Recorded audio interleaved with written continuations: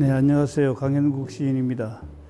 김춘수 시인 탄생 100주년, 은사이신 선생님 문학 이야기를 함께 나눌 수 있어서 뜻깊고 영광스럽게 생각합니다. 처음에 학창 시절은 강군이 불렀고, 이제 내가 뭐 직장 생활을 하고 대학에 있을 때는 강교수 이렇게 불렀고, 아마 지금 선생님께서 계신다면 나보고 뭐 내 아호, 석파 이렇게 불러주실 거예요. 그 아호를 선생님께서 만들어 주셨으니까.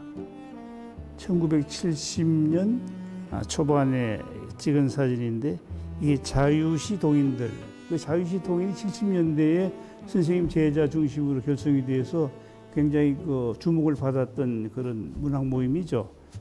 그리고 다른 사진 한 컷, 이건 선생님 그 말년에 제가 그 인터뷰하러 갔을 때 2박 3일 인터뷰 마치고 헤어지던 그 마지막 뒷모습이에요. 대단히 쓸쓸하죠. 이 사진과 선생님의 그 마지막 작품 그 산꼭길 하는 게 어울리는, 지금도 그 풍경 뒷모습이 아련하게 기억에 남아 있습니다. 선생님께서는 그 작품을 갖다 보여드려도 어떤 뭐 반응을 안 하시니까 좀처럼 참 오랫동안 참 선생님 찾아뵙고 애를 태운 그런 기억이 나고, 문득 내 군대 갔다 오니까 선생님께서 강군 시쓰는 거 있으면 한번 가져와 보게, 거길로 뭐 이렇게 갖다 드리니까 연락도 없이 어느 가을에 보니까 추천을 해 두셨더라고요. 깜짝 놀란 기억이 있죠. 그 꽃은 뭐 너무 이제 유명한 시여서. 근데 일반적으로 이제 꽃을 좋아하는 학자들은 달콤한 사랑시로 이해하는 경우가 많죠. 그렇게 이해를 해서 안 될 것도 없고, 실제로 그 시는 어떤 사물은 이름을 불러주어야 비로소 존재 의미를 갖는다라고 하는 하이데가류의 어떤 그 사유의 산물이 아닌가 그렇게 생각이 되죠. 꽃. 내가 그의 이름을 불러주기 전에는 그는 다만 하나의 몸짓에 지나지 않았다. 내가 그의 이름을 불러주었을 때 그는 나에게로 와서 꽃이 되었다. 내가 그의 이름을 불러준 것처럼 나의 이 빛깔과 향기에 얼마 전 누가 나의 이름을 불러다오. 그에게로 가서 나도 그의 꽃이 되고 싶다. 우리들은 모두 무엇이 되고 싶다. 나는 너에게, 너는 나에게 잊혀지지 않는 하나의 눈짓이 되고 싶다. 내가 그의 이름을 불러준 것처럼 누가 나의 그 빛깔과 향기에 알맞는 나의 이름을 불러다오 하는 그 구절이 저는 더 인상적으로 남아 있습니다. 글쎄, 아마 초기에 선생님이 그 꽃에 대한 시들이 많잖아요. 근데 구체적인 꽃 이름은 안 나오죠. 그때 아마 그 무렵엔 그 선생님은 장미를 연상하지 않았을까 추측을 하는데, 그 말년에 보면 선생님이 제일 좋아하시던 꽃은 부용화예요. 부용화. 그 꽃 이름이 섬세한 아름다움, 아름다움 여인을 상징하는 꽃인데, 그 부용화에서 먼저 가신 사모님을 연상해서 늘 부용화에 대한 그 시를 많이 쓰셨죠. 내가 제일 좋아하는 꽃은 자목련, 자목련인데, 선생님이 그 경북대 계실 때 학창 시절에 선생님 연구실 가는 길 그 정원에 자목련이 있었어요. 촌놈이 이 도시에 와서 대학생활 하면서 그 자목련 꽃 참 그 신기하게 바라봤고, 그래서 그 자목련이 인상적으로 남고, 저도 그래서 우리 시골집에 자목련을 하나 키우고 있죠.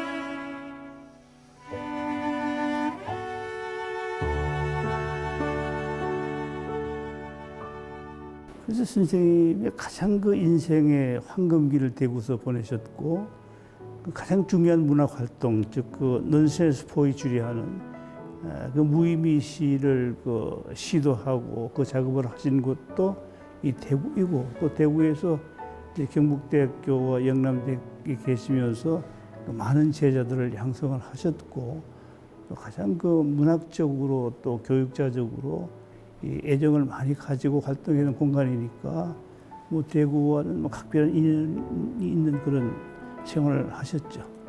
그 지금 생각을 해보니 그 동성로에 세르팡 하는 다방이 있었는데 그 선생님 뵈러 갔던 기억이 있죠. 뭐 주로 문학 이야기하고 또 뭐 젊은 날의 고뇌 같은 거 이렇게 상담도 해주시고, 그리고 저쪽 동촌 유원지에 아침 산책을 자주 다녔죠. 예.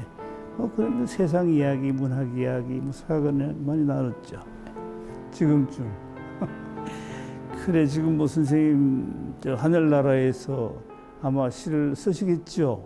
내 추측컨대 그 하늘나라에서 만난 사모님을 소재로 사모님을 위해서 시를 쓰고 또 사모님에게 그 시를 다정하게 읽어주시고 계실 것 같아요. 샤갈의 마을에 내리는 눈. 샤갈의 마을에는 3월에 눈이 온다. 봄을 바라고 섰는 사나이의 관자놀이에 새로 돋은 정맥이 바르르 떤다. 바르르 뜨는 사나이의 관자놀이에 새로 돋은 정맥을 어루만지며 눈은 수천 수만의 날개를 달고 하늘에서 내려와 샤갈의 마을에 지붕과 굴뚝을 덮는다. 3월에 눈이 오면 샤갈의 마을의 쥐똥만한 겨울 열매들은 다시 올리브 빛으로 물이 들고 밤의 안악들은 그 해의 제일 아름다운 불을 아궁이에 지핀다. 그 샤갈 하는 이름이 대단히 부드럽죠. 샤갈 그림이 파스텔 톤으로 대단히 몽환적이고 부드럽잖아요.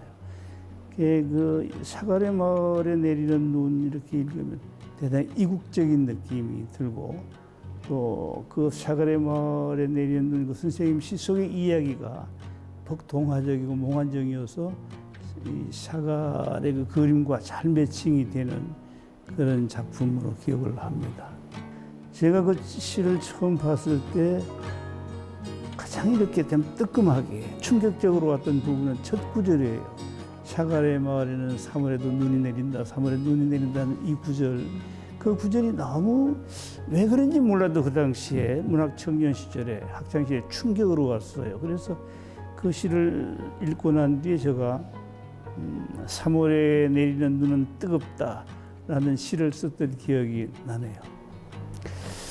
그래서 이제 그 탄생 100주년 참 기념비적인 해인데 제게는 선생님 체온이 더 가깝게 느껴져서 좀 그리운 마음이 크고, 또 우리 독자들, 또 대구 시민들, 또 이 방송을 보고 계시는 일반인들에게는 하늘 밑을 살고 갔던 그 위대한 그 시인의 삶을 오래 기억하고, 또 그 작품을 통해서 일상적인 삶이 좀 풍요롭고 아름답게 되는 그런 계기가 되는 100주년 행사가 되었으면 좋겠습니다.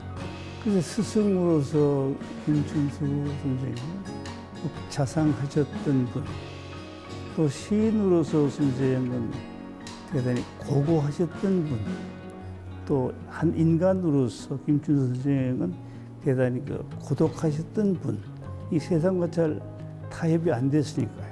그렇게 기억이 되죠.